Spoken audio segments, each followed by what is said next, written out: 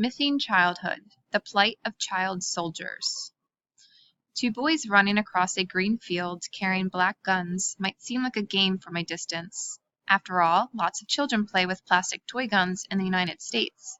It might seem like a normal part of childhood.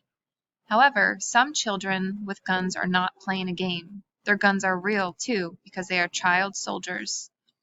It might be hard for you to imagine children as soldiers, but there are many child soldiers. In 2006, the Human Rights Watch organization estimated that there were at least 300,000 child soldiers.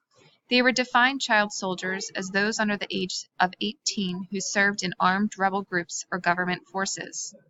Some children are as young as 8 years old. The HRW estimated that child soldiers existed in 33 armed conflicts. Child soldiers have been used all over the world, in all kinds of climates and political situations. They have fought in Mexico and Russia. Child soldiers have also fought in Afghanistan, India, and Iraq. You might wonder how children become soldiers.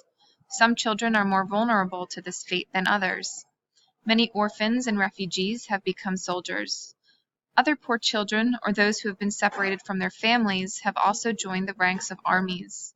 They sometimes believe that the armies will give them food or security. Many others are taken against their will. They are forced away from their loved ones to join an army.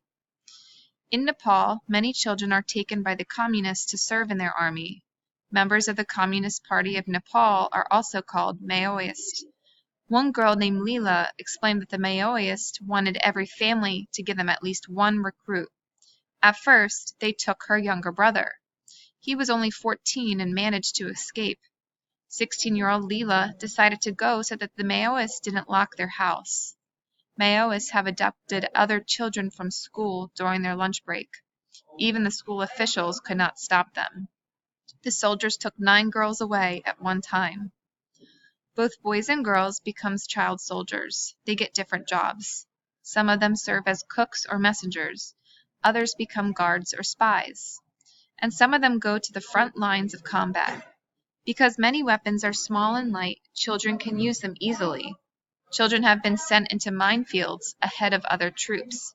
Sometimes they must do acts of violence against their families or friends. This makes it difficult for them to ever go home. Being a child soldier impacts the child for a very long time. They lose their families, they miss their childhood, they don't have proper care and often suffer from abuse. They can't play, they can't go to school, they often have trouble later in their lives even if they escape. They can't always find their families again or get an education. They might end up on the streets and become criminals. The Human Rights Watch has interviewed former child soldiers.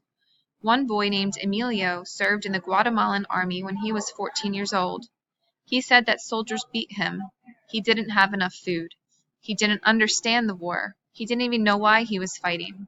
He still has one scar on his lip, and he still has stomach pains from being kicked by other soldiers. Child soldiers face many physical challenges. Child soldiers face great emotional challenges. One 13-year-old boy in Liberia said that he was given pills that made him crazy. He beat other people. He felt terrible later and tried to say he was sorry, but they often did not accept his apology. This boy experienced tremendous mental and emotional strain because he didn't know how he acted after he took the pills. Even though the army forced him to take the pills, he still felt awful. He couldn't forgive himself for what he had done.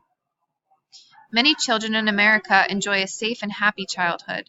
It is not easy to read these stories about child soldiers, but as more people are aware of this problem, they can help solve it.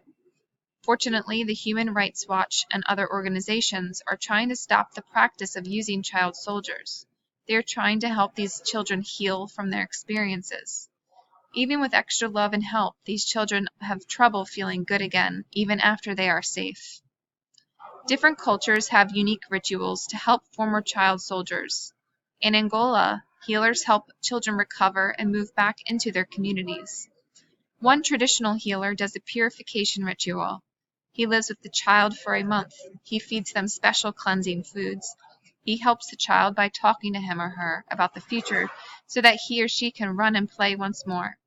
He is happy to help former child soldiers recover their missing childhood.